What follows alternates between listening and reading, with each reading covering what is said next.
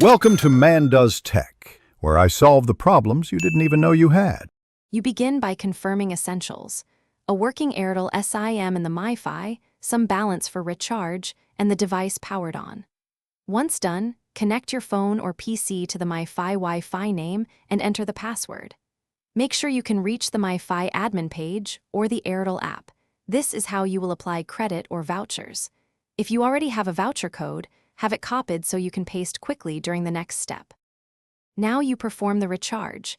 Open the Airtel app and choose the MiFi or Wi-Fi recharge section, or dial the UST specified for your region. Enter the voucher code exactly when prompted, or pick a data plan that lists the MiFi option. Confirm the transaction with your payment PIN or wallet authorization. This is why you needed the device online. Once confirmed, wait for the success message and a balance update.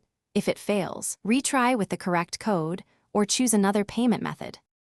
Finish by verifying that the credit applied.